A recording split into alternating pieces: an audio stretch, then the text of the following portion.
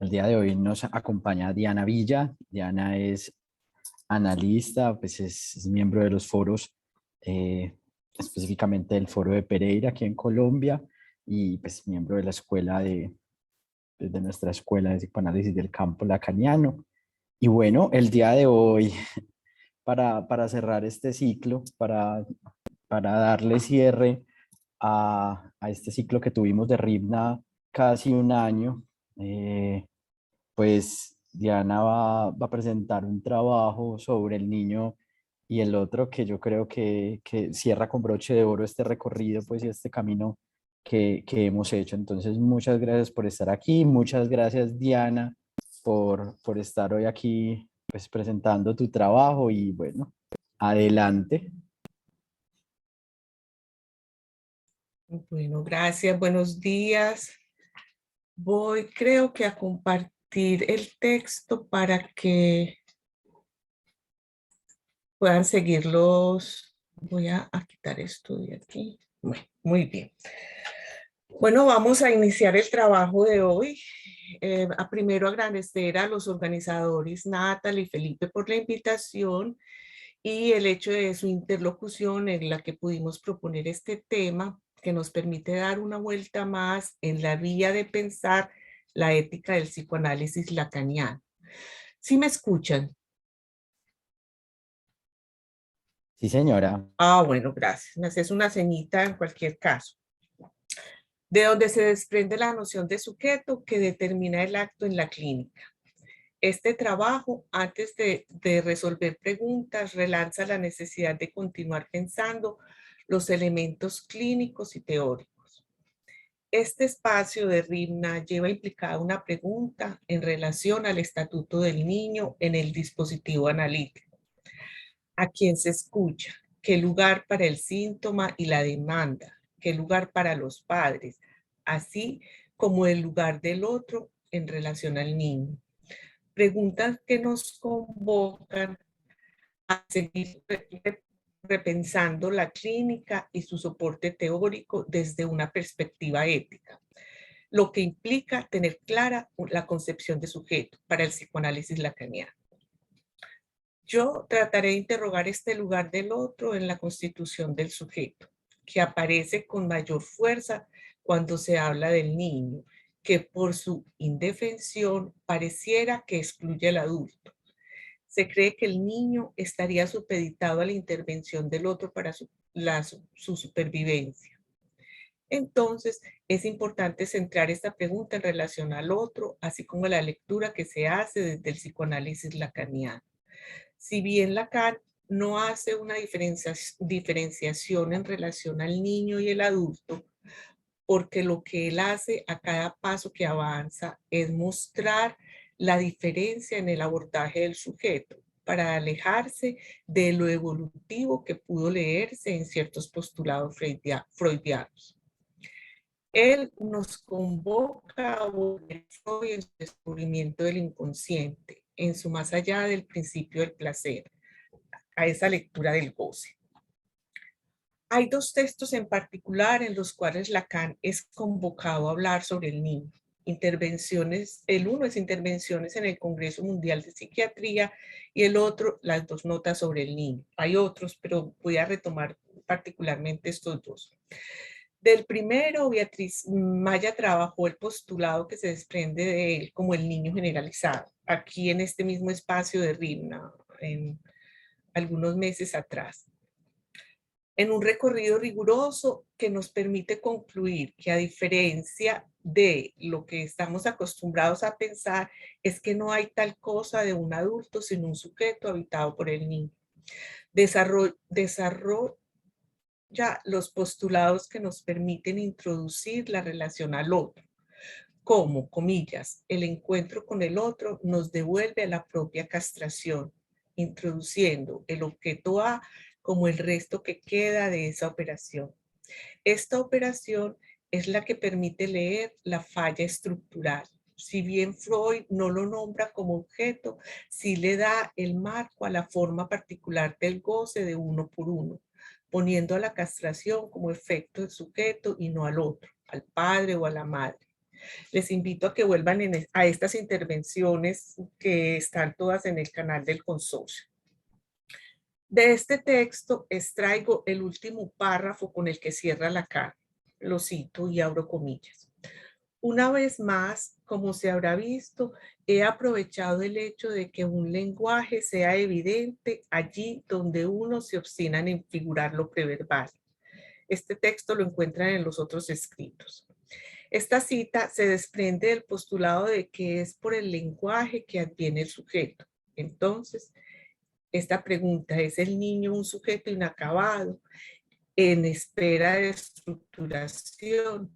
Se ha hablado del prefantasma, de la espera del paso por la pubertad para que el sujeto pueda crear, entre comillas, un fantasma definitivo. Lo que evoca esta frase de Lacan, donde se cree que el sujeto, niño, no estaría habitado por el lenguaje. Lo preverbal es una manera irónica de Lacan en este texto del 67 de responder a los psiquiatras de su época.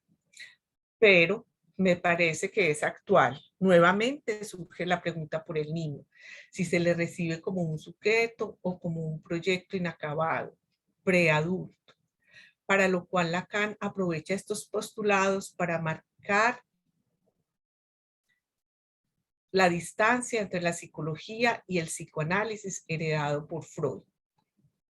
Ay, a ver, estoy muy bien.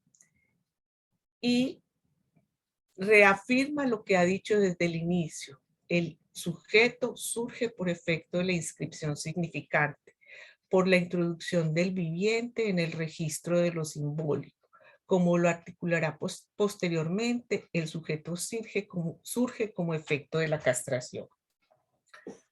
Aquí Lacan nos introduce en la pregunta que aún ahora insiste y que hemos escuchado en estos espacios. ¿El niño es un sujeto? Lo preverbal evoca lo inacabado del sujeto niño para la psicología, pero el psicoanálisis no es una psicología, o al menos no como las otras. Con su mordaz lucidez vuelve a trazar las coordenadas para decir que es por efecto del lenguaje que el sujeto adviene. Le da el lenguaje el lugar de lo que causa el sujeto e introduce la falta como efecto de esta operación lógica.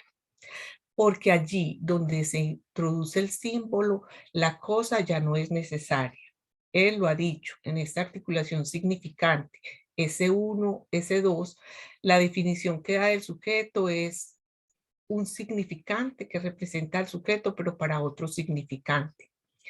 Allí está implícita la dimensión de la pérdida. El sujeto nunca podrá ser aprendido en esta dialéctica. Esta operación inaugural, si bien requiere de un otro que transmita un deseo que no sea anónimo, es el lenguaje el que introduce la falta.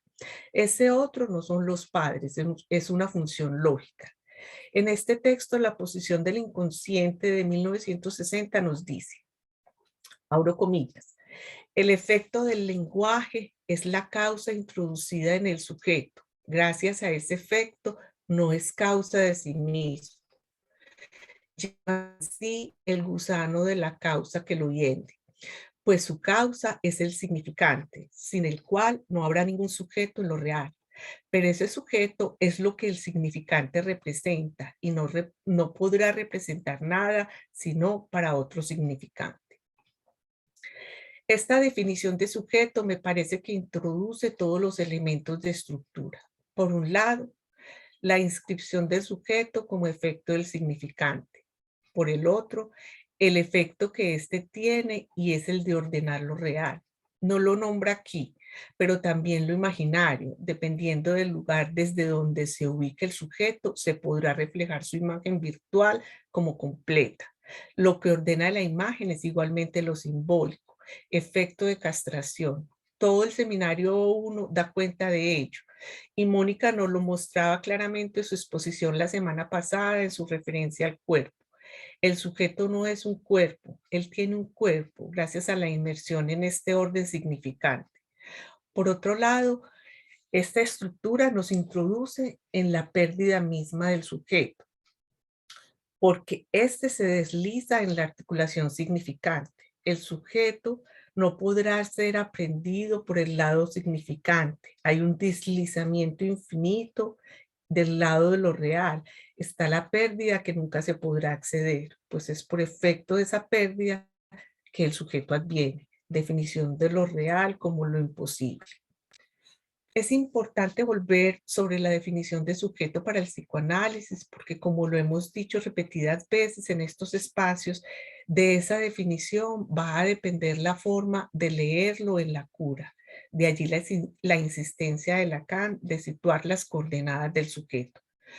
Pido disculpas por el rodeo, pero es un ejercicio que me permite a mí rastrear esos elementos de estructura que Lacan a lo largo de toda su obra intenta hacer pasar y que a veces son difíciles de capturar. Pero como todo en su enseñanza, tiene un efecto de retroacción, una puntuación que permite elucidar algo de lo transmitido. Entonces, en este texto de posición del inconsciente, Lacan nos muestra que es un texto del 60, en la operación lógica de la alienación-separación significante, toda la matriz estructural que deja como resto de esta operación el surgimiento del sujeto. Allí, él introduce dos términos, sincronía y diacronía en relación al significante. Pero buscando su definición en el diccionario, me sorprende al evidenciar que por un lado está la definición lingüística y por el otro la incidencia en el tiempo. No es entonces gratuito que Lacan introduzca estos términos que tienen una connotación que él remarca y es el de tiempo, alejándose de lo cronológico. Esto es un movimiento lógico. Allí nos dice, lo cito, efecto del lenguaje por nacer de esa escisión original. El sujeto traduce una sincronía significante en esa primordial pulsación temporal que es el finding constituyente de su identificación. Es el primer movimiento, pero en el segundo, toda vez que el deseo hace su lecho en el corte significante en el que se efectúa la metonimia, la diacronía, llamada historia, que se hace, que se ha inscrito en el finding, retoma a la especie de fijeza que Freud otorga al anhelo inconsciente. Última frase de la Transdentro. Cierro comillas, hasta ahí la cita. En el diccionario encontramos esta definición de sincronía, coincidencia en el tiempo de dos o más hechos. Estudio o análisis lingüístico que trata de una lengua o fenómeno lingüístico en el estado que ésta está en el momento determinado sin tener en cuenta su historia o evolución en el tiempo. Y la diacronía es la evolución de un hecho, fenómeno o circunstancia a través del tiempo. Estudio de la lengua, de los fenómenos lingüísticos desde el punto de vista de la evolución del tiempo. Entonces podemos leer aquí que desde siempre Lacan, retomando a Freud, nos muestra cómo por efecto de ese corte finding, el sujeto está condenado a aparecer por un lado en la diacronía significante sin fin y una vez algo se fija, entonces es al precio de desaparecer como sujeto. ¿Qué sería lo que se fija? Pues el paso por la castración. Eso que el sujeto sin saber cómo accede, su respuesta que pasa por la lectura de la falla, ese encuentro con el otro que remite a su propia castración. Eso que lo fija desde el inconsciente del que nos habla Freud en la interpretación de los sueños, es lo que está perdido para siempre y de lo cual el sujeto no podrá acceder sino desapareciendo. Cuando Lacan nos muestra que es a partir de la errancia, del lapsus, del sueño, del síntoma, que el sujeto como tal se aprende sin reconocerse, es de esto de lo que habla. Por un lado, encontramos la verdad que representa la significación. Por el otro, que se desprende de lo no sabido, que empuja a la fijeza, que retorna y que permite entender la definición. Abro comillas, al sujeto pues no se le habla, ello habla de él. evocando el efecto de inscripción significante que hace traza, materialidad del significante, efecto del sujeto. El otro del lenguaje es el que pone en marcha el engranaje, aliena al sujeto a no aparecer más que en su falta, efecto significante. Por el otro, lo separa radicalmente. Queda el objeto A como condensador de goce que le permitirá por esta vía acceder a un saber que lo defina, saber sin sujeto. Me parece importante detenerme un poco en este concepto de verdad. Lacan la evoca para definir de lo que se trata en el psicoanálisis. Él dice en el texto de intervención en el Congreso Mundial de Psiquiatría que los frutos de nuestra técnica en psicoanálisis solo pueden ser apreciados a la luz de la noción de verdad, que puede llegar a iluminar un pasado que ella eleva a la dignidad de la historia sin agotar su imposible realidad. Me evoca lo que había trabajado anteriormente en la alusión a lo sincrónico y diacrónico. El término de verdad es complicado porque tiene esa connotación de definitivo que implica su definición, pero Lacan va a precisarla y retomarla en el recorrido de su obra. La verdad aquí, en este momento de su enseñanza del año 60, 60 a los 70, en este momento está articulada a la historización. Y esta historización es una de las formas del sujeto de responder a lo imposible, cubrir de significación aquello que carece de todo sentido. Por eso es que nos remarca que a lo real solo se podrá acceder a través de lo simbólico, agotando el sentido. Se podrá acceder a algo de ese saber inconsciente. A propósito de este concepto de verdad, voy a introducir entonces el otro texto en donde Lacan transmite algo en relación al niño, que es un texto del 69, las dos notas sobre el niño, que es igualmente una respuesta a Jenny O'Brien a otra intervención en un congreso del cual se reunían los psiquiatras a hablar sobre el niño. Nos dice que el síntoma del niño está en posición de responder a lo que hay de sintomático en la estructura familiar. Esta es una nota del texto. Y le da, cierro comillas ahí, y le da al síntoma la definición de representante de la verdad. El síntoma, nos dice, puede representar la verdad de la pareja familiar.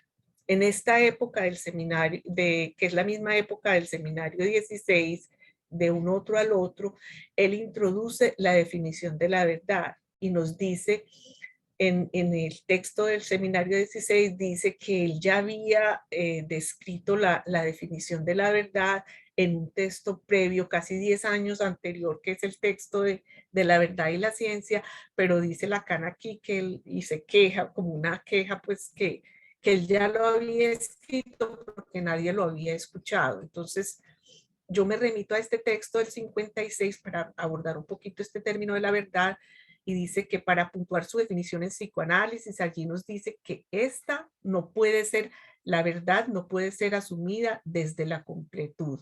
Ella, la verdad es no toda. Hay que desprenderla de la idealización de la completud, lo que nos mostró en este punto de división y la imposibilidad de ser completado con el objeto. El objeto A, nos dice Lacan, está ausente para que el sujeto pueda venir. Entonces, de la verdad de la que se habla en el síntoma es la que está ubicada en ese punto de fijeza, punto de real, respuesta del sujeto a eso que enfrenta en términos de falta. Y la articulación significante, lo dirá más adelante en su obra, es una suplencia a esa falta, a esa falla. Es la respuesta del sujeto. Entonces, el síntoma como representante de la verdad es esto, lo que el niño lee de lo enunciado del otro en su función. El término de verdad, como no toda, es inconsciente, situada en el origen, como efecto del lenguaje. Ella no podrá ser alcanzada por la vía del significante. Por esta vía se escapa el ser. Cuando Lacan nos dice que la verdad está en el origen, se refiere a esta consecuencia lógica de la inscripción significante. Podemos leer en este enunciado que aparece en muchos de sus textos: yo, la verdad, hablo, entre comillas, como esa otra forma de nombrar lo real, eso que vuelve siempre al mismo lugar y que insiste, que habla fuerte en el síntoma, en el lapsus, en el sueño, en el tropiezo, porque cuando se es, el sujeto desaparece, no se reconoce en ella. Es importante resaltar este doble efecto de la inmersión del sujeto en el registro significante, que él nombra de tantas formas, con las figuras que le permiten un soporte a su decir: la banda de Moebius, la botella de Klein, los grafos y posteriormente la articulación en lobo Romeo.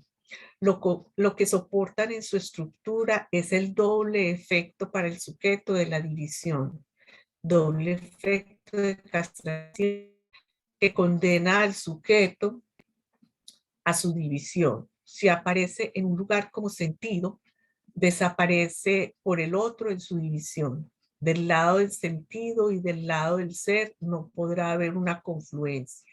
Es más, el sujeto solo puede advenir en un segundo movimiento lógico de la separación. Esa torsión que él introduce en el seminario 11, la torsión en el retorno y la no reciprocidad, es lo que engendra la aparición del sujeto. Allí él nos dice, abro comillas, de ahí que el sujeto encuentre la vía de retorno de la alienación por esa operación que el otro día llamé la separación. Por la separación, el sujeto encuentra, por así decirlo, el punto débil de la pareja primitiva de la articulación significante, en tanto que su esencia es alienante.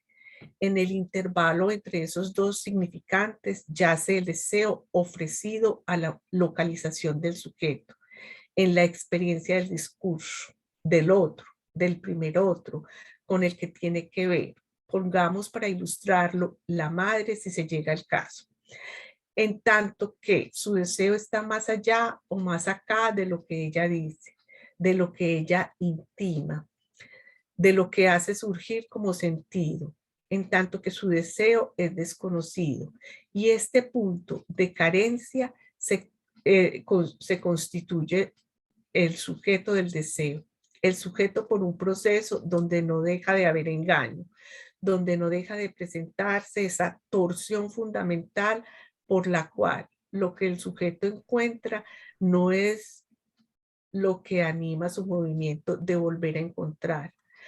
Vuelve pues al punto inicial, que es el de su carencia como tal, de la carencia de su afán. Esta es una cita larga, me parece importante traerla porque pienso que allí él condensa todos los elementos que he tratado como de puntuar aquí en esto. Solo voy a dejar nombradas estas coordenadas que me permiten seguir rastreando su formalización en la obra de Lacan, porque nos dice que el sujeto, si bien se aliena a lo que viene del otro, es en la torsión que implica su separación donde precisamente adviene el sujeto. Y este es el resultado de la interpretación del sujeto de eso que viene del otro sin nombrarse, porque el otro tampoco sabe nada de su deseo. Eso es lo que posteriormente él va a articular como la lengua. Esos unos venidos del otro, no articulados, que dan cuenta de lo más singular del sujeto. Esas son las marcas que sitúa el sujeto, pero con las que no se puede hacer nada. Entonces, el sujeto no es sin el otro, pero a pesar del otro, a pesar de él, porque el sujeto descifra lo que viene del otro, pero de lo no dicho. Él dice esto, pero surge la pregunta por lo que desea. Esta pregunta es la interpretación del sujeto que marca los unos venidos del otro que han atravesado esa interpretación. Además, son unos que envuelven una falta, lo real. Para terminar, retomo lo que decía María de los Ángeles en este espacio, en este mismo espacio de RIMNA, hace pues algunos meses, su trabajo que se llamó Lo Infantil. Somos la marca más contundente de la orfandad, porque el trauma viene dado por el corte de la castración, corte de la inscripción por el lenguaje, y como tal, todos traumatizados. Es lo que intentaba subrayar en relación al efecto del lenguaje en la estructura, efecto de pérdida que finalmente convoca al sujeto a escribir su ser de goce. Bueno, esto era lo que traía para hoy. Espero que podamos conversar un poquito. Voy a dejar de...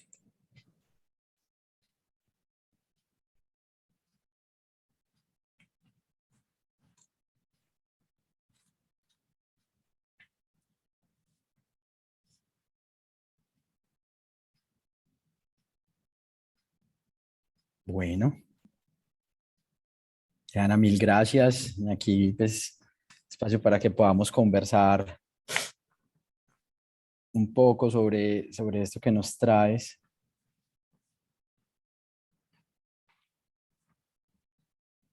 Miremos por acá.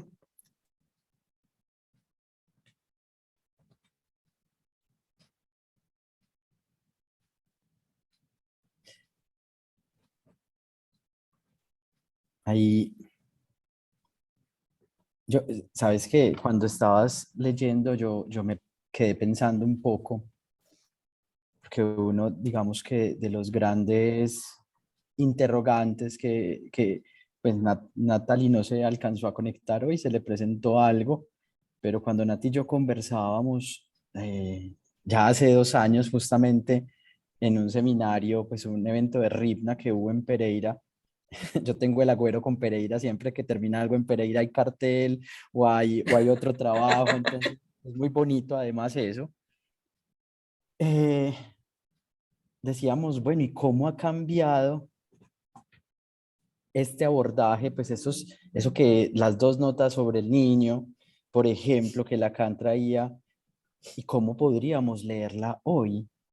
Entonces esa pregunta se, se me reactivó en este momento cuando te escuchaba, porque efectivamente hay algo que el niño encarna con su síntoma del orden de la verdad. Yo ya no sabría decir si de la pareja familiar, pero si hay algo de ese otro, ¿cierto? Que finalmente es donde se pone la familia.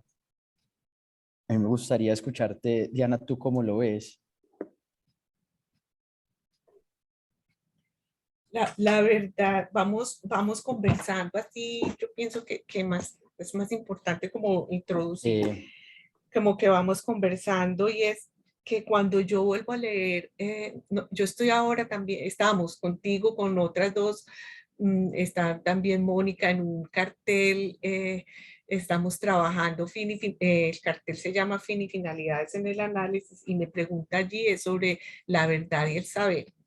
Entonces, cuando yo estaba leyendo estos textos para trabajar este trabajo de hoy, a mí algo me hace como retomar nuevamente el texto en otros términos, porque allí precisamente él dice que el síntoma es el representante de la verdad de la pareja, ¿cierto? Pero él ha venido hablando, o sea, yo articulaba y decía, o sea, ¿de qué verdad está hablando? Porque es que la verdad se puede leer como en términos de lo absoluto, de que esto es la verdad, como él la trae, que se convoca al sujeto a decir la verdad, toda la verdad y nada más que la verdad, cuando la verdad no puede ser dicha toda, ¿cierto? Porque tiene ese efecto de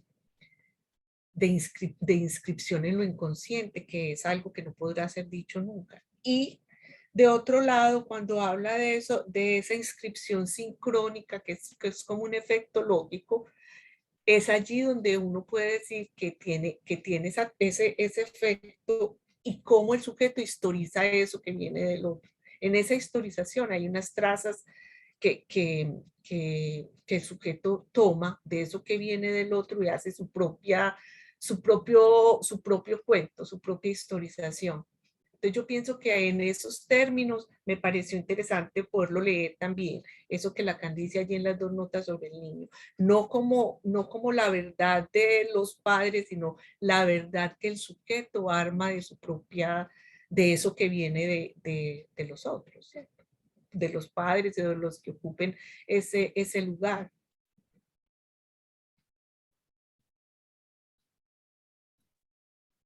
Diana, mil gracias. Además, yo no sé, me parecía que también se complementa un poco, mira lo que trae, ¿cierto? Esas marcas, que era también algo de lo que nos traía Mónica la semana pasada, esas marcas de goce, pues, que quedan en ese cuerpo que además, pues, se construye, pero porque se tiene, pues, que era lo que también yo creo que intentaba transmitir Moni un poco, que tenemos un cuerpo, pero eso no es, no hay que darlo por sentado, es lo que a mí me quedaba también muy interesante. Y yo lo pensaba, Diana, no sé cómo lo ven los demás también, porque pues finalmente el síntoma del niño tiene que ver, es esa verdad de la no relación sexual que hay. Y eso pues es independiente de qué tipo de pareja, también pensaba un poco hoy en eso, ¿no?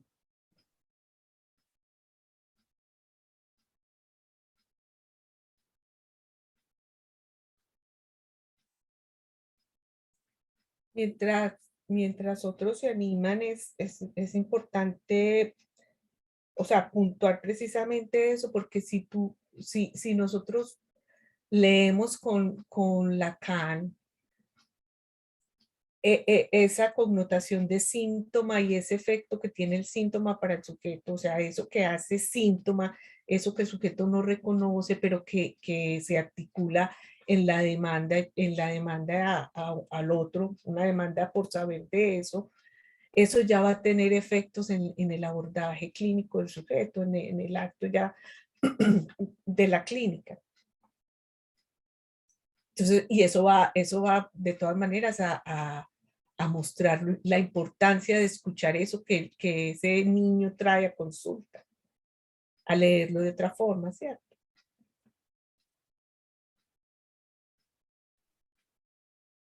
Así es. Y qué bacano eso que decís, porque precisamente una de las preguntas que convocaba este espacio es cómo pensamos el psicoanálisis con niños, y en ese cómo pensamos, cómo lo concebimos, va a tener un efecto también sobre las intervenciones que tenemos, precisamente. Entonces, ahí eso es muy, muy importante, porque de la conceptualización, de cómo lo entendemos, pues también nos concierne lo ético. Ujú.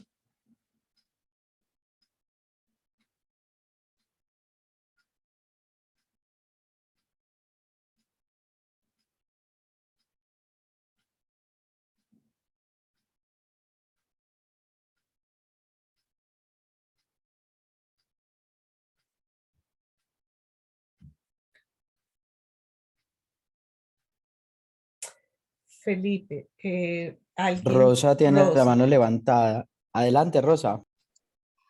A ver, yo dos cuestiones querría plantear que me ha sugerido. En esto que estás comentando y todo lo que es la exposición de la conferencia, claro, a mí lo que me hace pensar es que estamos centrando fundamentalmente en la clínica de la neurosis, pero por eso te quería preguntar, ¿no? Con estas referencias de Lacan, al hablar del síntoma del niño, bueno, a mí me hace pensar continuamente en la neurosis, pero bueno, si también no entraría en lo que son estructuras psicóticas, en la psicosis infantil, el autismo, estas cuestiones. Esta es una de mis preguntas. Y la otra, si podías explicar un poco más esta cuestión de cuando has hecho la mención a la lengua, un poco por si lo podías explicar un poco más, si se tratan del S2 que viene del otro o es el S1 que el niño engancha a un significante que viene del otro y entonces hay un S2. Entonces, por eso, esa es mi pregunta, ¿no? Si podías explicar un poquito más esta cuestión de los S1 que se llaman los significantes de la lengua. Vale, gracias. Gracias, Rosa. Sí, en el texto de las 2 notas sobre el niño, precisamente Lacan dice que este es uno que este abordaje del síntoma es una de las formas más comunes de encontrar, de abordar en el análisis, pero no se desprende el abordaje del niño psicótico, del niño autista en particular, ¿cierto? Nosotros ya aquí inclusive en RIMNA se ha trabajado un poco la dificultad del abordaje con los niños autistas, ¿sí? Pero la importancia de escuchar a esos sujetos también, o sea, que tienen algo para decir y que yo pienso que eso es lo que la diferencia en el abordaje del psicoanálisis como nos lo presenta Lacan a otros abordajes. En esto por ejemplo, que se introducía por lo preverbal, porque del lado de la psiquiatría se muestra como lo que falla, como lo que no está, como de que allí no hay un sujeto, cuando hacia donde apuntaría el psicoanálisis, a esa reconocer allí la emergencia de un sujeto, atravesado, inmerso en el significante producido por esa falla y que no le ha permitido, pero que el sujeto ha hecho algo con eso, ¿cierto? Del lado o del síntoma o del lado del delirio, y es hacia allá, hacia donde se apuntaría la intervención, independientemente de si es psicosis, neurosis, ¿sí? Por un lado. Y la introducción de lo de la lengua, yo pienso que es la emergencia de esos S1 no articulados al S2. Porque el S2 estaría más del lado del saber de eso que hacia donde se apuntaría, a esos S1 que pueden cernirse en el trabajo del análisis y de los cuales pueden producir un saber, de los cuales se puede producir un mínimo de saber, pero que se podría hacer en el trabajo. Pero son unos S1 no articulados, de los cuales el sujeto no podrá hacer nada porque eso es lo inconsciente, como lo que empuja el trabajo. No sé, eso tendría como para decir.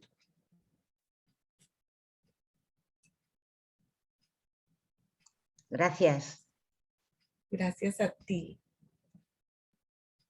Diana, aquí hay una pregunta en el chat, un comentario, pero si es pregunta. Hola, buen día. Por favor, ¿pueden explicar qué es el niño para el psicoanálisis? Muchas gracias. Pues precisamente yo pienso que lo que hemos hecho en todo este espacio, todo este recorrido, que han sido como unos trabajos, bueno, excelentes trabajos que abordan o el síntoma o abordan ciertos aspectos que están atravesando la concepción de niños, precisamente eso. Yo, por ejemplo, aquí en mi intervención nombraba 2 de ellos.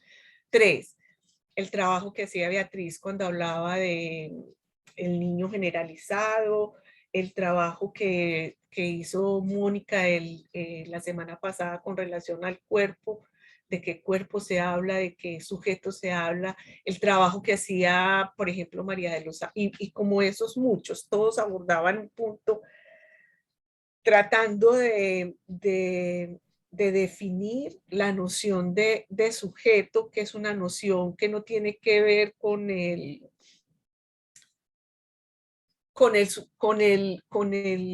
sujeto de la psicología, que sería de la conciencia, sino de un sujeto atravesado, como lo decíamos acá, por la inscripción significante que tiene como efecto precisamente ese sujeto, y que es un sujeto diferente del sujeto psicológico, racional. O sea, no sé qué más decir, eso es como lo que hemos tratado de abordar en todos estos espacios. Moni. Hola, buenos días. Ay, qué pena que me estaba desplazando, entonces por eso no pude como participar a tiempo. Pero bueno, pues muchas gracias a Diana y a Felipe porque me parece que han introducido los dos, no solo en el texto de Diana, en la reflexión de Diana, sino en las intervenciones y en las respuestas, temas muy interesantes. Yo capté en algo que dijo Felipe, como que no importaba la pareja de los padres, entonces quería saber, Felipe, qué estabas introduciendo vos ahí, si estabas introduciendo algo de lo que ocurre pues actualmente con la pregunta sobre el sexo de los papás, por ejemplo. Sí, Y, esa. ok, entonces tal vez si pudieras decir algo porque me parece que capté algo así, pero sí, yo estaría de acuerdo con eso que dijo Diana, porque ella no lo introdujo así, al contrario, me parece que Diana pues no introdujo como esta posibilidad de reflexionar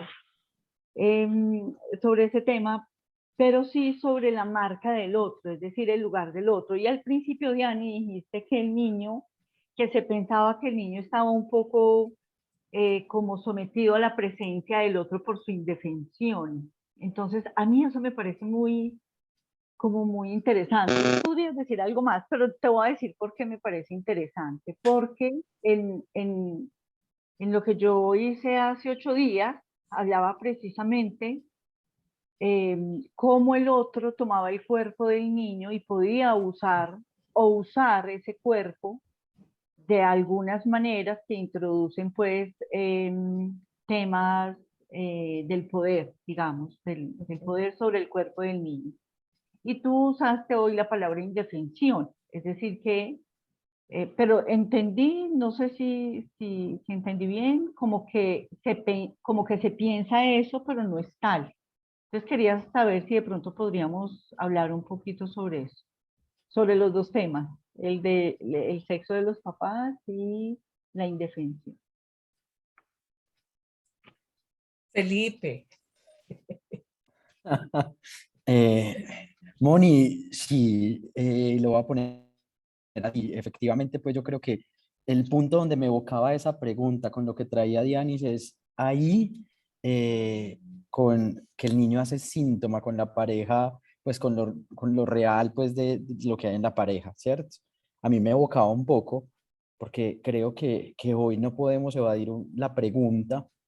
Y creo que la respuesta, pues Felipe cree que la respuesta será la misma, porque independiente de cuál sea el sexo de los padres, la institución, incluso, pues pongámoslo, bienestar familiar, eh, lo que van a encarnar siempre, también es esa imposibilidad. Hay algo ahí que no se puede, pues, como escapar, porque quien encarne al otro también tendrá las limitaciones del otro, y el otro no puede dar respuesta.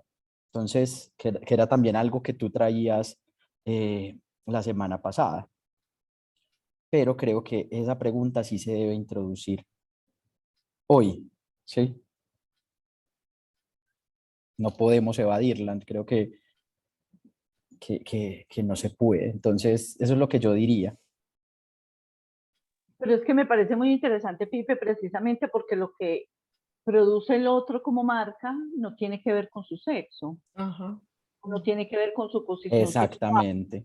bien, con ese deseo que marca la carne y produce eso que Freud coloca en el prólogo y produce el niño en los términos del Pajlet, que Diana también introdujo el tema de la lengua, pero a mí me parece muy interesante porque yo creo que la discusión no ha sido como tan abierta, o sea, no ha sido tan de frente así, pues como vos la planteás, pero yo estoy de acuerdo que esa marca no tiene que ver con el sexo del otro.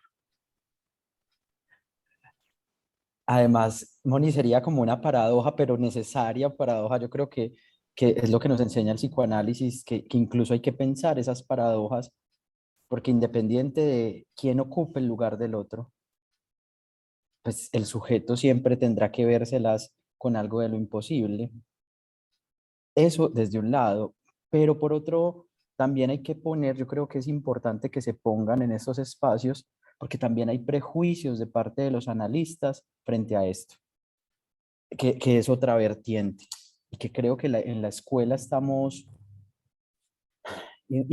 compelidos, o sea, tenemos que hacer ese llamado también a pensar eso, ¿sí? Porque son también desde el fenómeno, que si bien no es de lo que nos ocupamos, sí tiene algo que es importante que no dejemos de pensar. Más desde ese lado también lo introduje. Y ahí puedo meter yo la cucharada porque aquí puedo articular las dos preguntas o remarcas que tú haces, Mónica, en relación a eso. Es que lo que viene, ese otro no es un otro, o sea, no es la madre como la persona, no es un lugar lógico. Porque Felipe lo introduce inclusive, ese otro puede ser una institución, es independientemente de su sexo, es en términos del deseo de lo que se inscribe y del deseo de lo que no está allí. O sea, la articulación es de eso que viene del otro. El niño, la pregunta que hace es que es como si ella dice esto, pero ¿qué es lo que quiere? ¿Qué es lo que desea? Esa ya es la interpretación del sujeto, de eso que se viene del otro. Y precisamente cuando Felipe convoca a esta participación, en esta discusión, en esta interlocución, a mí me llamaba la atención que a veces se pone al niño como si estuviera indefenso totalmente frente al otro y el niño no tuviera ninguna herramientas para responder a eso que viene del otro. Y precisamente él muestra con el síntoma, con eso que falla, con eso que hace pregunta y que de alguna manera hace un movimiento a la demanda, que hay algo allí de su respuesta, de su forma de tratar eso que se le viene del otro. Por supuesto, hay una indefensión por su prematuración, que a veces hace que el otro sea los padres, los cuidadores, la institución, abusen de él, ¿cierto? Pero eso tampoco implicaría que ese abuso lo dejara al niño expuesto totalmente a eso que viene el otro, porque uno logra ver que hay niños que logran hacer algo con eso que se viene de exceso del otro, ¿cierto? Entonces no podríamos decir que un exceso produciría en todo niño esto, o que, por ejemplo, un niño dejado en una institución produciría siempre, por ejemplo, un niño autista o psicótico, ¿no? Hay formas del sujeto que no se sabe cómo poder responder a eso al que se le impone. Sería como lo más íntimo, la respuesta que él da a eso que viene. Gracias, Dianita. Gracias a ti. Rosa.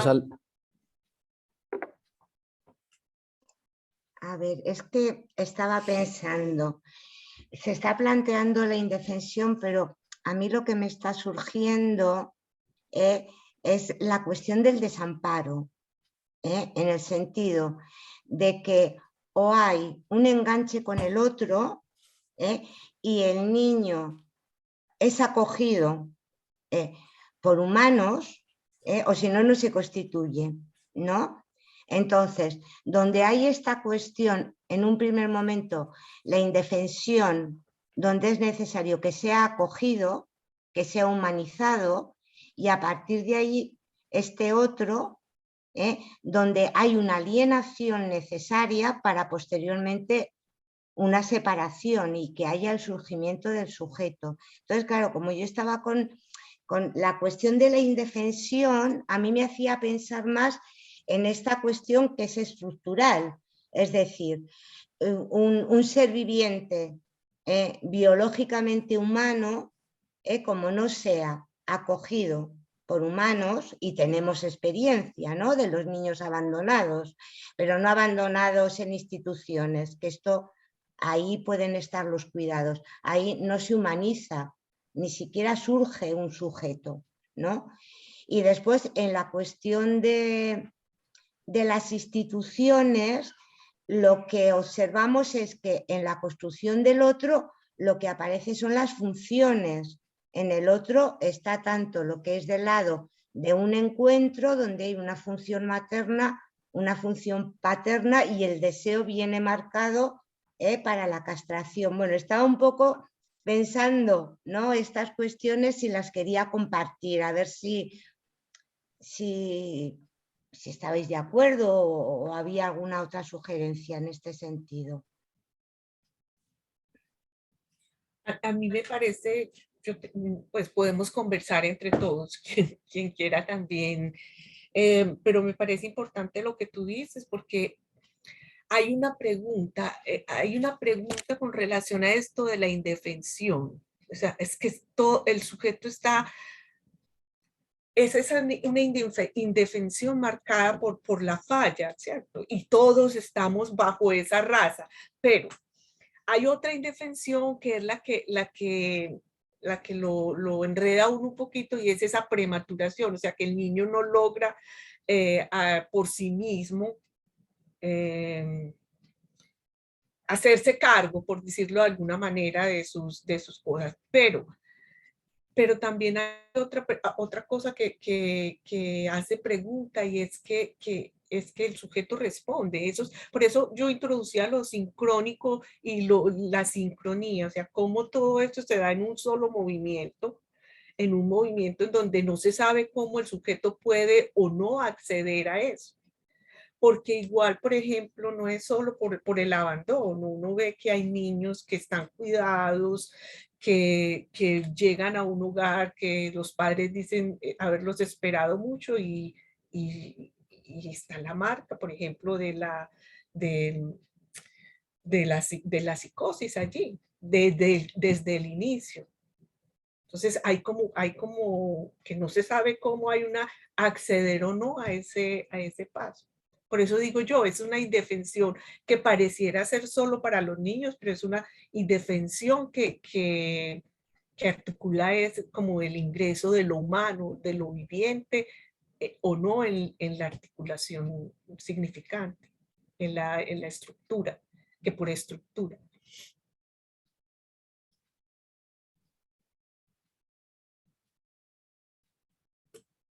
Tienes, Rosa, debes abrir Sí.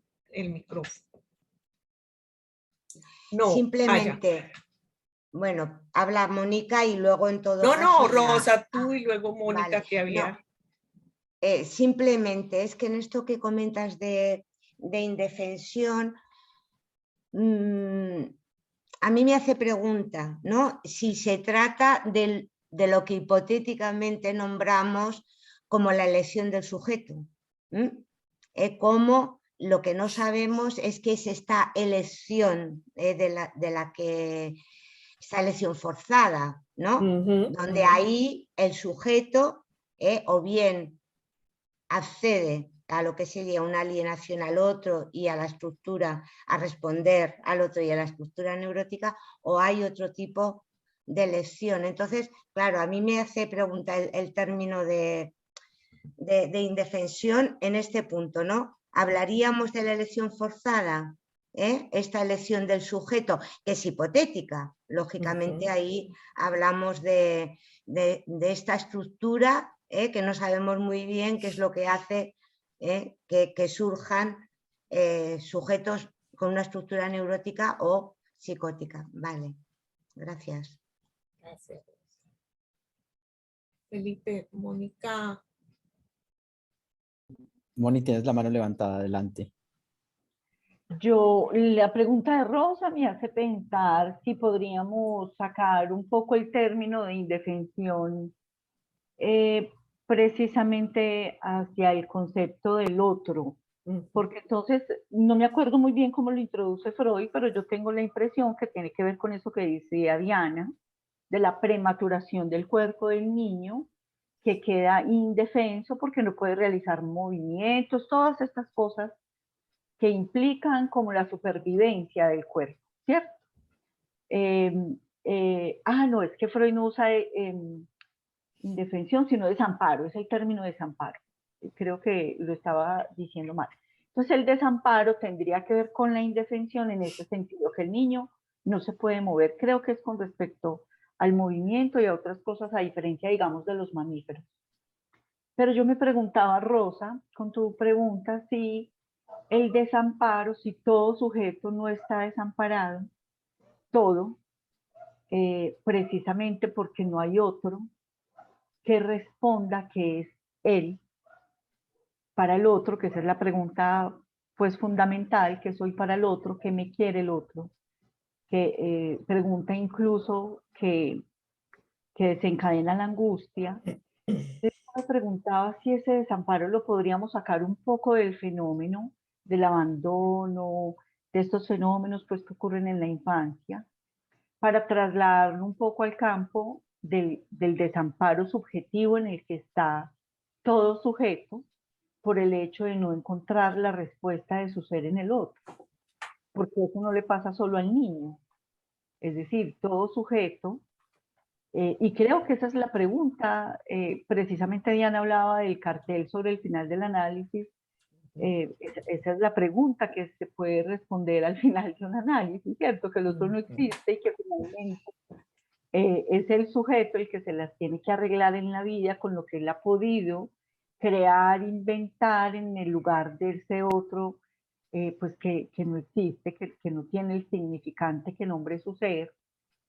Entonces me preguntaba yo si a eso lo podríamos llamar desamparo. O sea, es lo que tú dices que me produce a mí esta pregunta para sacarlo un poco de los términos freudianos ligados desde mi memoria, pero no hace mucho no trabajé ese texto, que lo ubica pues como en el desamparo con respecto a la indefensión, pero esto es pues una ocurrencia. Pero mira que esa era una de las preguntas que nos convocó en esa discusión inicial que teníamos con Felipe para presentar este espacio, y era precisamente eso, de que se creyera que el niño por su prematuración, ¿cierto? Como que estuviera supeditado a eso, desamparado frente al otro. Entonces, por eso en la intervención, y es como si el sujeto en general no estuviera desamparado, porque el otro no garantiza nada para él, porque es que el otro también está atravesado por una falta. No puede decir que ese es. Y era lo que de alguna manera trataba yo de puntualizar allí, porque no sé, ni el sujeto ni el otro logra decir del lado del ser lo que se cree. Por eso me parecía tan bella esa expresión que utilizaba María de los Ángeles, y que yo retomo al final, de que somos la marca más contundente de la orfandad, porque al final cuando caen todos esos ideales, cuando caen todas esas identificaciones, a lo que se enfrenta el sujeto es a ese vacío que tú nombras, que genera angustia, precisamente.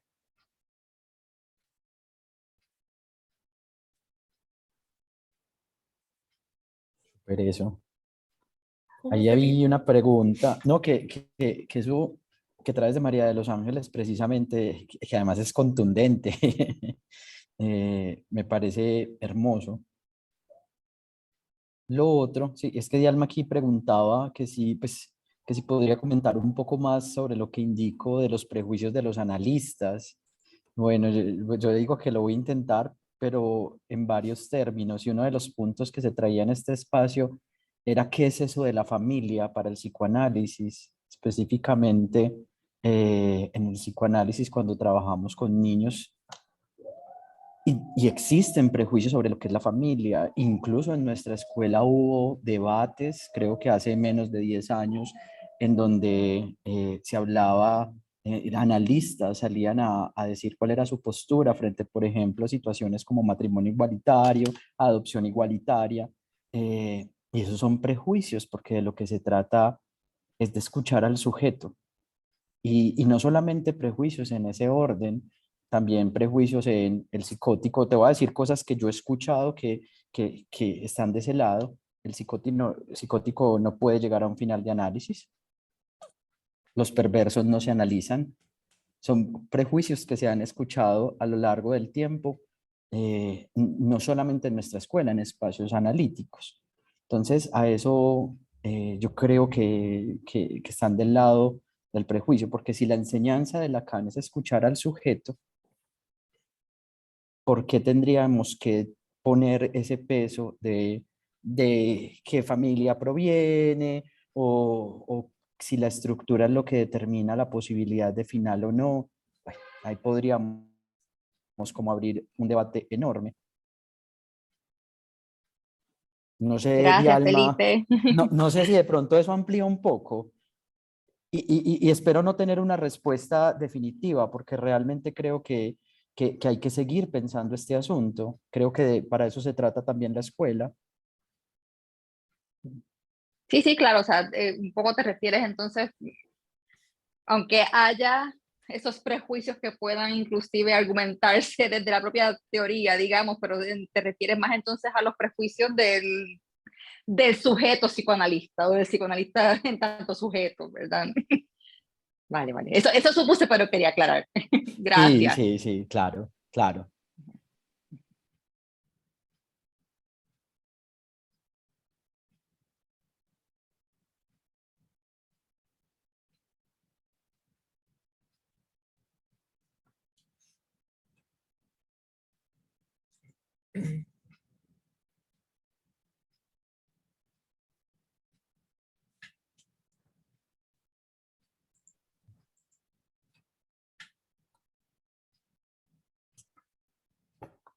Felipe.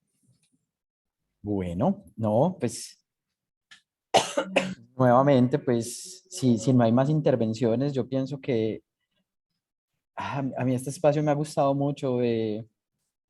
Pues realmente ha sido como ponerlo, como revitalizar un poco incluso en esta virtualidad. No soy como el más fanático de esta virtualidad, pero creo que ha permitido acercarnos, pues conocer otros colegas que piensan, pues no necesitamos pues tomar el avión. Yo había como escrito algo para dar cierre porque con esto cerramos este primer ciclo.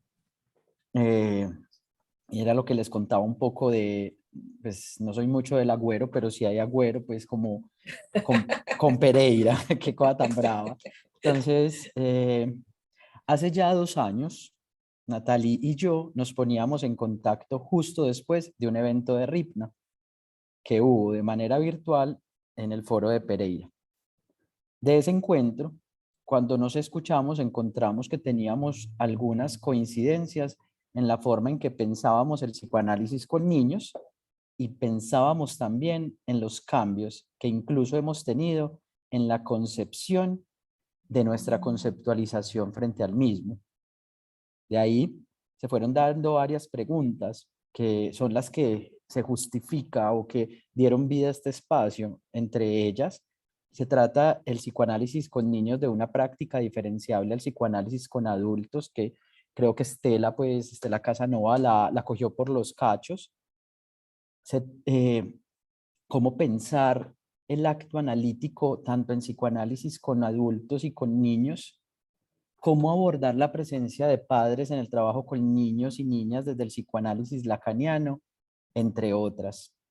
Pues a lo largo de estos encuentros, agradecer a Diana, ¿cierto? Que el día de hoy pues presentó a Mónica Palacio, que presentó la semana pasada, Estela Casanova, a Beatriz Maya, a Antonia Cabrera, Trinidad Sánchez, María Antonieta Izaguirre y a María de los Ángeles Gómez. Pues agradecerles también a cada uno de ustedes su participación. Creo que fue un espacio, pues al menos se los pongo, que para mí me hizo pensar muchas cosas y también como reafirmar algunas posiciones y cuestionar otras, sobre todo esto que ahorita traía Dianis un poco sobre lo preverbal.